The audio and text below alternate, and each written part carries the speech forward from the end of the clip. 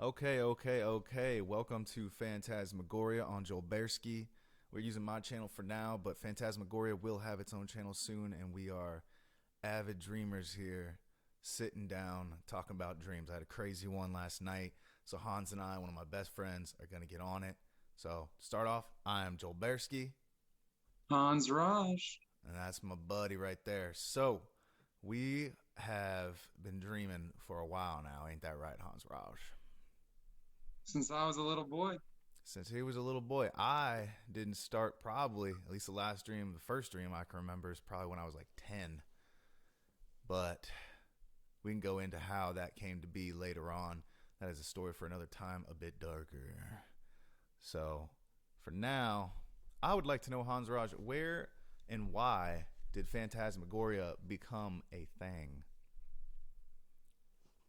I think Phantasmagoria, the idea of it, was seeded into our friend group's consciousness uh, 6 or 7 years ago when we worked with Gerard, our dream interpreter. I think that's when we always loved dreams and loved sharing them together. And but I think really when we brought Gerard into the picture, that's when we saw the importance of them and how they can tell you so much about what you're going through in your life. Yeah, that was the biggest thing Gerard taught me was that dreams inspire action. If you have an emotional or passionate dream, something you wake up and you just remember, that it inspires some sort of action, and that action was always implied to me not to necessarily be direct, as in like go into that person in your dream that slapped you in the face and slap them back. Like that's not exactly what we're talking about, but more like action within the self. Because as far as I know, and as far as anybody can guess, when you dream, every aspect is yourself. So I'm sure there's some things that are not yourself, but who knows about that shit, anyways. But it being all yourself, it can really speak to your conscious life and your conscious mind. And so when you remember, it is the act of your conscious mind infiltrating the subconscious and pulling out in like deep information through like the synapses that we understand and process through life, like feel, touch, smell, taste, vision, auditory recepting. So, what is Phantasmagoria? Phantasmagoria. What are we trying to do with this project? Well, you brought the name to me. I was gonna call it something stupid like Dreamtime. So what do you Dreamtime? It's got a ring to it. It's Hey, we it's can do the it's little simple. subsection drink time. Dreamtime. We just quick dreams, shotgun dreams. It's like 5 words of your dream. Terrifying, blood munching goblin gooks, like something like that. That'd be kind of fun. It'd be kind of fun. If anybody ever wants to submit dreams, we hope to have a platform eventually to be able to do that. We're figuring stuff out quick here, so eventually we'll get that and put it out to y'all so we can have a community. But Phantasmagoria, what do you remember the definition of that? Because Of relating or pertaining to dreams. And really, I see this project as a little bit of show and tell, but really bringing a community of people who care about dreams together because they're few and far between. And there's a lot of people who don't have community to be able to share their experiences. And some people have really amazing experiences in their dreams and love to share them. So I think that's really what this is all about. yeah, man. I mean, this we're not trying to come out here and be super serious like we're professionals or anything. We literally have just had a lot of crazy dreams. I know Hans Raj has lived years in dreams, had some of the most amazing powers come to him in dreams, carrying his father up through the ceiling. Like, you can do it, Dad, and like it not working because he's not about it. Who knows? But like, I've lived like 60 plus years in some dreams, and some of those have influenced me to make big decisions in my life that, in my opinion, have led for the better because I've had some insane lifetimes worth of experience to draw from. That, like, hey, maybe I don't want to just go live a typical suburban life and just have my highest dreams in life be finding a wife, but really reach for something, you know, greater and bigger, and reach out to a larger community than that. So, yeah, I mean, that's the reason I've wanted to do it is similar to Hansraj. We aspire to have community wherever we go, and creating something strong means opening yourself up and being vulnerable and sharing who we are. We did something back in college at James Madison University where we both went, and it was called Sacred Circle. And personally, for me, like, that was some of the best growth experience of my life because I was able to really see my vulnerabilities and the cracks in my own armor, to have iron sharpen me as another human of iron, and be with brothers and sisters that were willing to speak life into me, even when I felt like nothing but a demon or dumpster trash or a hobgoblin or nothing but a joke. You know, we all feel like that sometimes, you know, even if, you know, you're Elon Musk or whatever the heck. Like, I'm sure he has dreams. I'm sure he has some things speak to him that are probably pretty intense. How great would it be to have an avenue to share those and be accepted without judgment? But hey, let's figure out what that actually means if it's causing you trouble. So I think that's part of what we're trying to do here too, is like, we won't claim to have any PhDs in dream interpretation, but hey, we know a guy does. Shout out to Gerard Lebrec. Hopefully we'll get him on here. I think we should wrap up with this introduction of Phantasmagoria and just go straight into your dream last night that you have been itching to share with me. Yeah. And yeah. With the rest of us.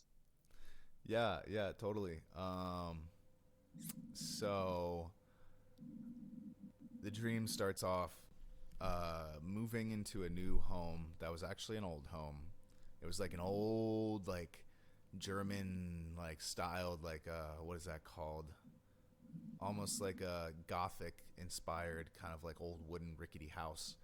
And it was an old mansion, you know, like mahogany over the fireplace, marble, like, counters, and like a large kitchen, and like little servant doors here and there, creaky old doors. And we were like, hey, we're home, like, let's make this home. And over the months as we moved in, we started noticing like doors slamming and wind gushing through halls that had closed windows on a windless night, and odd things just happening. And at one point, our family's together around this large dining table, like stupid big. Like, there's no reason. Like, there's 5 of us. My mom's on one end, my dad's like a mile down here on the other end, and like my 2 sisters and me on the other side. And I'm looking at my sisters, and I see this head pop out of the wall, and he's a creepy dude with like blue skin and like yellow spaghetti hair. And I'm like, what the fuck is that? And my sisters like turn around, and like my sister's like, did you see him? Like, I've been seeing him too. Like, what is he? And I'm like, I don't know. Like, all of a sudden, he's like walking in the air, like next to my mom behind her. And he's like, oh, you found me. Let the fun begin. And it's, man, I'm blanking on the name. What is this, Saw 7? No. You know that old movie of that guy, Beetlejuice. Oh, yeah. It looked just like Beetlejuice. And he said his name was Beetlejuice, you know, for my dream doesn't fuck with copyright laws. So, like, he was Beetlejuice, and he was haunting my family. So we had to deal with that. And so, like, the coming months, like, obviously, you know, the cops believed us. Like, we couldn't move out because we were in a weird financial situation. It's 2020, you know, or it's 2021 now, still recovering from shit. And we were just kind of stuck. And my dad, being a strong leader, he's like, we're just going to have to deal with this and, you know, bless this household, and hopefully he leaves because we're just so great of people. And that didn't work. he kept trying to like speak in our ears, and we were trying to ignore him, and he would like whistle down the hall, like throw balls at us and shit like we were dogs. And he was just trying to get a rise out of us. You know, he was just trying to be like, yeah, like I got you silly humans. And eventually it started getting pretty bad where like my little sister would just like be standing in the hall, and I'd walk out and be like, Grace, and she'd be like just non-responsive, and then like go back into her room. And I was like, what the fuck?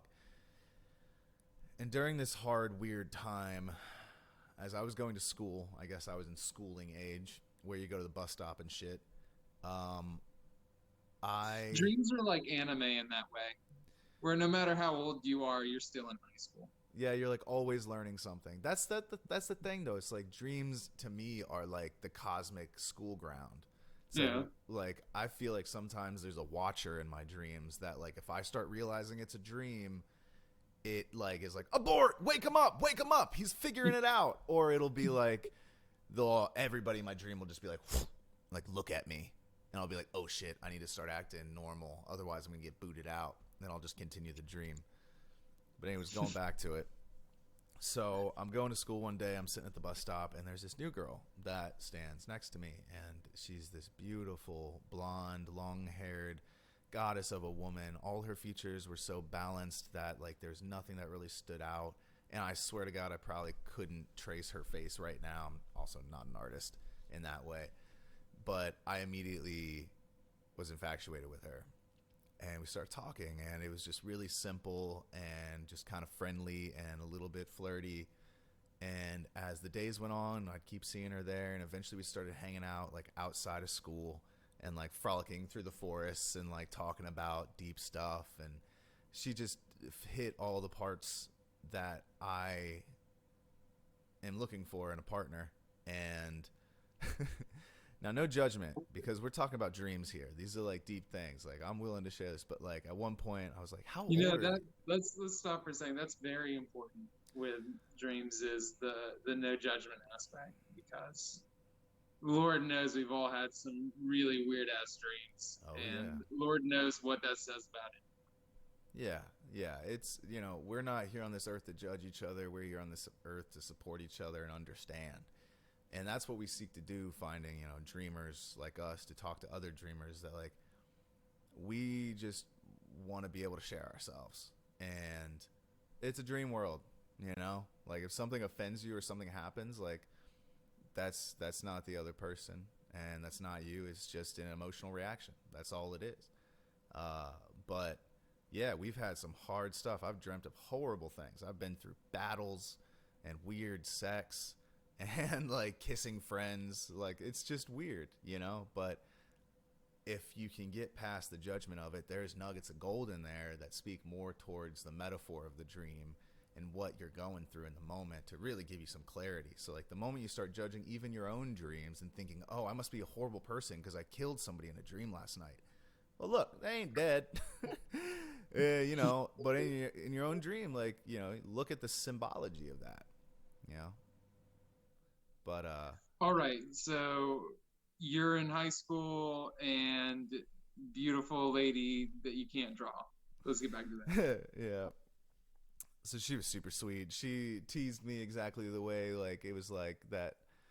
I don't know if anybody else here has read The Name of the Wind, King Killer Chronicles, but it was like Felurian being chased through the woods.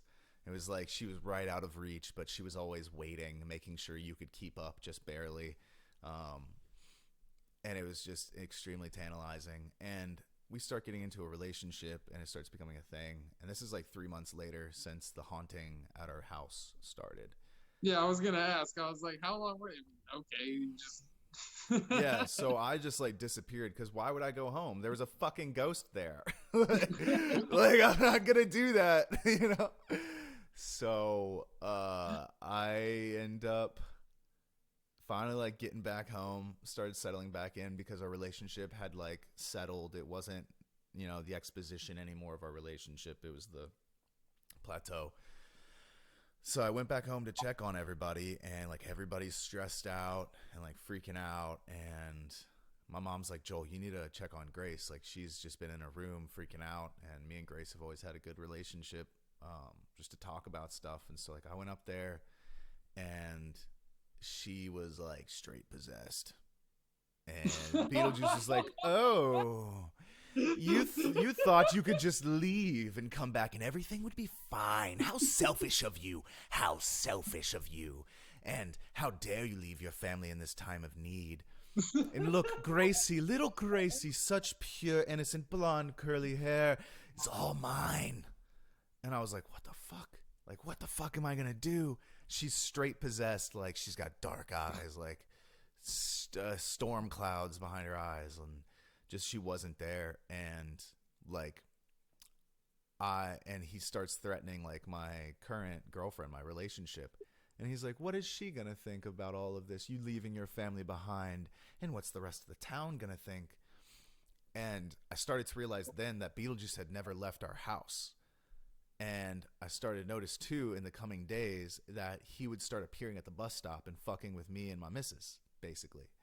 And so I started realizing like he was using Grace as a conduit to channel his power. You're telling me you let this being take control of your sister for days at a time, and you're still off gallivanting with this lady? Hey, no judgment, remember?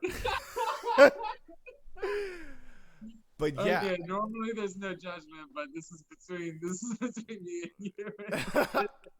Yeah, I will say too, this is something else about dreaming and sharing dreams, that I fill in blank spaces with whatever I think is probably what happened. Whatever first comes to my head. That's what feels right. Donald's been saying that you do that forever.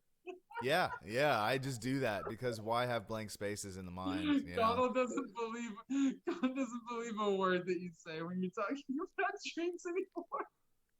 I mean, they're dreams. Like, I don't care if he believes it. Anyways, like, what? Who's gonna argue? Like, come on. Make up your own story. Like, Gerard taught me that. I used to always fumble and stop because I didn't remember everything. And he was like, no, stop that. Like, you're judging your own experience. Just say whatever comes to mind, because whatever comes to mind most likely is close to what happened. Plus, dreams, like, even just moving through dreams tend to be more like a teleportation than like moving. So like, what is time in a dream? You know, some people use that, like use a watch to figure out if they're lucid dreaming. Some people use like an inception dreidel. I see if I can mind control people to have sex with me. We all have our ticks, man. I look at my hands, and then sometimes I like pick up the dirt, but then sometimes it feels so real in my hands that I trick myself into believing that it's not a dream. See, if I'm like, oh my goodness, that's so real. This must be reality. See, with my technique, I mind control. I think a thought of sex to somebody I might want to have sex with in a dream. And if it's real life, they won't do it. But in dreams, that part of me apparently has a lot of control, and they immediately start getting undressed. So I'm like, oh, this is obviously a dream, but it's not jarring at all. So it doesn't eject me from the dream. And I've used that to get out of certain weird situations in dreams. It's a weird dream power of mine. But yeah, you try it in real life. Doesn't work. It's pretty quick. Like, it's never going to happen. You know, you can't make that happen. I don't think I've ever even really tried in real life. A simple slap across the face is enough to remind me I'm living. So back to the dream. I am basically dealing with my sister being possessed because I didn't know how he possessed her. I didn't know if there was any reversal. So I was doing a bunch of research trying to figure out like what he was, all this shit. I was like stalking her around, and I noticed that she had a new necklace that had this weird purple gem on it. It had like a thick blue lapis lazuli looking gem that had more of a sheen than a sparkle to it. And then it had these little wooden UFO shaped toggles in between the smaller gem on top, which was like black as obsidian. And then little wooden toggles on the outside of those. And it was a simple leather necklace, and then it had these little balls of like glass around the throat. And it looked simple enough, but I was like, Grace doesn't really wear dark jewelry. It doesn't really complete je ne sais quoi, if that's even a word. It doesn't complete, like, it doesn't do anything for her features, and she knows that. She's very stylish, super hip. So I was like, that must be the center of power. And he must have caught on that I was starting to see some shit. So he starts moving, and I start realizing his plan, Beetlejuice's plan, was to dominate the world and get a ton of people possessed and to basically control the world as his own self and live through it as so he would be God. And so then starts this long chase, which, if anybody knows me, I have quite a few chase dreams. And so, like, I start realizing, going to the bus one day after realizing this, I'm like, I have to make some sort of action here. I have to make a decision. And I start to realize, like, everybody's looking at me weird and starting to, like, move towards me. Like, somebody would be, like, raking their lawn and being like, and just, like, start moving. And I'll be like, oh, no. And I just started running, and, like, somebody eventually had a gun and, like, tried to shoot me. And I was at this, I think I went to, I went to one of my friends' houses and was sitting in their living room. And they, like, brought me tea. And it was this woman. I don't remember who she was in the dream, but eventually she's just like, yeah, I'll be right back. And then I just, like, hear a gun click, and I, like, dive, and she shoots right where I was. And I was like, fuck, you're possessed too. And I, like, climb around the outside of the house, because at this point I'm, like, on their porch, like, scurrying away. And for some reason she had, like, a glass roof over where we were, and she's, like, shooting up, bang, bang, bang at the glass. And in the dream, I'm, like, realizing, like, if I make one wrong move, I'm dead. And at one point, like, some of the glass falls through, and she, like, puts her hand up with the gun through, and she says, help me. And I'm like, oh, shit. So I grab the gun. I realize that was my friend talking, and I slide back through the glass, or it falls through at that moment, and I knock her ass out, because that's just better for everyone than having a possessed person walk around. I didn't kill her. She's my friend. And by the way, I see we have a new viewer. Welcome. We're talking about a dream I had last night. Beetlejuice comes into a mansion that me and my family move into, possesses my little sister. I fall in love, and she's threatened by Beetlejuice because Beetlejuice wants to control the world by possessing everyone. Disclaimer: he didn't fall in love with his little sister. Yeah, that didn't happen. This is separate people. Yeah, don't know why. Okay, whatever. And so I have a gun, and I'm trying to find Beetlejuice because I know that's the only way to deal with this. And I'm just chasing. I'm running from these people. It's like a constant chase. And eventually I find, like, my lady, and we're running together, and she hasn't been possessed, but I could, like, her whole family had been, like, knocked out. I don't know what was going on there. At this point, too, in my dream state, I was going in and out of the dream. I was waking up at, like, 10 o'clock this morning, and I'd be like, no, I'm going to go back to sleep, and, like, go right back into the dream, because that's just a dream ability that I have. And I did that probably 3 times, and as I'm doing that, that tends to make details fade away, and sadly never got to finish the dream. I just remember running away with my lady, and I think it devolved eventually into me and my lady just abandoning everything and living on an island somewhere. So Beetlejuice won? Yeah. I don't know. Hey, what you gonna do, man? You can't win all of them. We'll just repopulate the island and slowly take back over. So, yeah, I do find a few themes in there that are a bit current with my life right now. Yeah, that was gonna be my next question. Was can you divine anything from that at this point in time? Does anything resonate with you about the meaning of those symbols or the allegory within? See, I've never seen Beetlejuice, so that's just to me, Beetlejuice's effects were more of the symbology there, the symbolism. I don't think symbology is really a word, is it? But what I started seeing happen from Beetlejuice trying to dominate was depression. It seemed like it attacked my little sister. And, you know, I'm not going to speak to anybody else's personal stuff, but, like, my family's been going through a lot of death this year, and we had our aunt pass away unexpectedly from um, a brain condition, and my cousin Noah just passed away last week. His band Goldvein has some amazing music videos. Support them. His wonderful wife Alana and the Moore family. I absolutely love them, but I feel as if it's been hard for me to reach out because I'm a bit unsure what to say.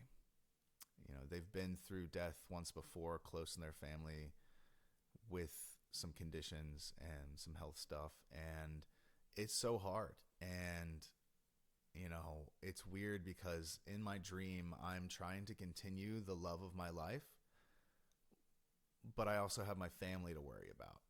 And Whoa, I'm actually getting something that makes a lot of sense. The Beetlejuice is literally like the depression of the deaths in your family, and it's hanging over your family's house. He's literally a ghost. yeah, that's Wow. yeah. And that didn't really come to me until just now as I was retelling a lot of this, but Yeah. Whoa. Okay. and a lot of it is like faults upon my own actions too. That Beetlejuice basically wins because I don't involve myself with my family enough. And I just go on to be doing what I love, which the lady in my life represented everything I loved doing. Like we would sing together, we would go in the woods, we would plan dreams of the future. We would, yeah, she was just lovely. She was almost like the piece of me that I wish I could be for myself and the way I'd like to treat myself, but fail so many times. And, you know, I didn't go back to my family for a good amount of time. I just lived in that dream of that woman, and it was lovely, but it left behind some people that I really care about. And I don't want to do that in my real life. Sometimes I just don't have the things to say, or I don't know what to do. Um, but for me, it seems to be saying that, you know, any action of compassion straight from the heart, you know, through the Holy Spirit that goes through me, through great spirit, like, you know, I don't claim to have any real power myself, but I've been affected many times by something that is not of myself. I've very much felt very many times that I've reflected the light of God and had the opportunity and gratitude to be a decent vessel for that and perform beautiful acts. Um, and I like being a part of that stuff. And it's sometimes it's just really, it's a big responsibility. And a lot of times it's just really hard with death. Like for me, like I believe what I believe, and I'm not necessarily afraid to die, but there's so much potential in a life that, like, what do you say? You know? And I think this is part of Phantasmagoria too. Like I don't think dreams are very far off from emotions and thoughts. So Yes. I'm gonna get real, you And know? it's where most of us face death the most. Yeah, I used to Uh, have zombie dreams every night just to relieve stress. can I ask you a personal question, buddy? Yeah, it depends. Are you gonna call your sister after this sometime? You know, what's cool is that she hit me up to hang out and go in the woods and just like kind of escape for a minute and like make some music together. So that's cool. Oh, that's awesome. Okay. Yeah. So we're gonna hang out soon. And I'm going back for his funeral next week and stay over at my family's house. So, and I will say that like that day I was gonna go look at some land to buy some stuff. Thank you, Gucci Good the going. dog, for following me. I don't know who you are, but I just saw your notification pop up. So what up? Talking about It's dreams. good going, man. Yes, yes. So I canceled that because it's the same day as my cousin's funeral, and I need to go. And my Yeah. family and him were so musical. I'm really hoping to put on, uh, like I don't know, like a family festival whenever COVID chills the fuck out. Um, because we should celebrate death. No, we should celebrate life and understand death is just the beginning of something new. It leaves us space so that new babies can be born and new things can come. And so that dream was really special.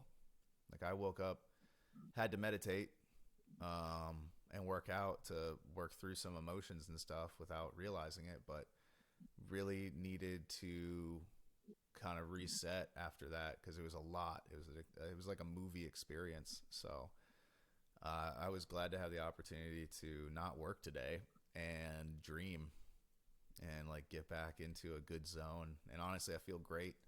Even though it was like a scary, hard dream, it was also beautiful.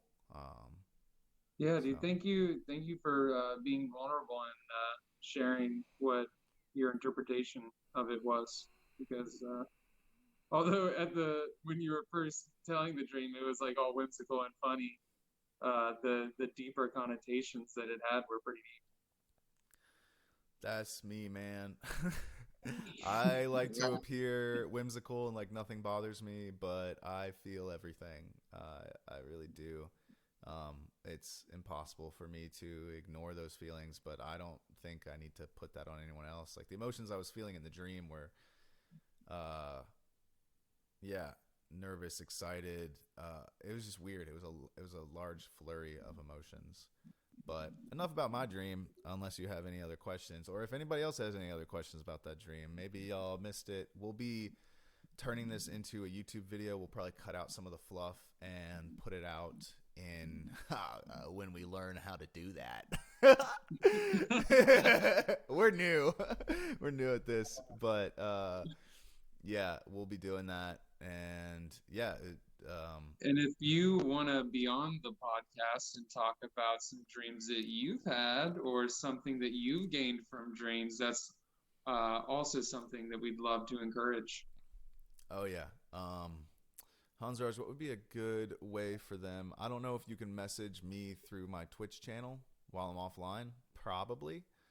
But eventually we will find a way to We receive have the that. Phantasmagoria at gmail.com.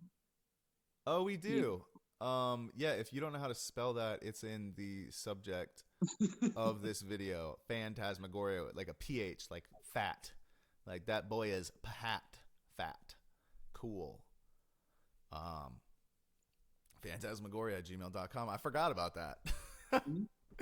Cool. Yeah, I see that every once in a while. So what about you, Hans? Have you had any dreams lately?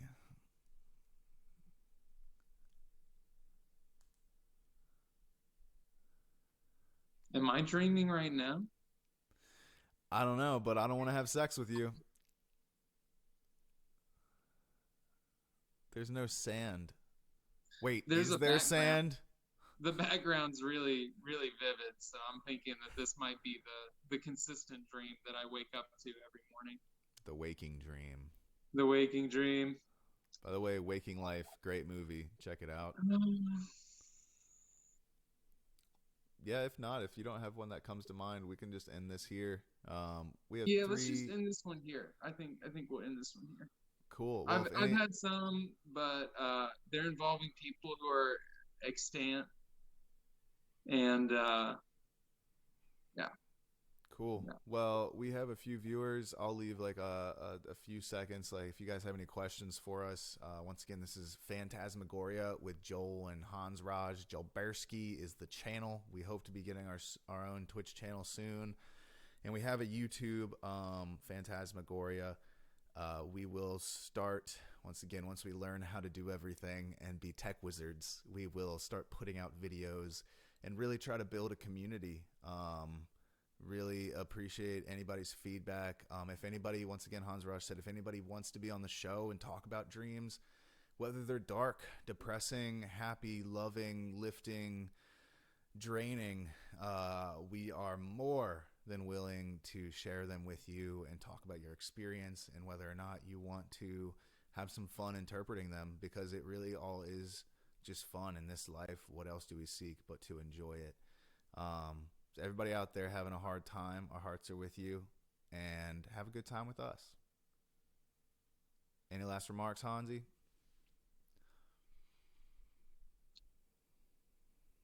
Nah.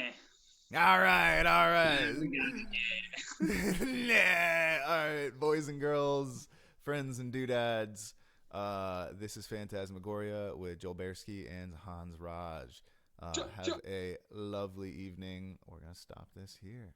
Good night.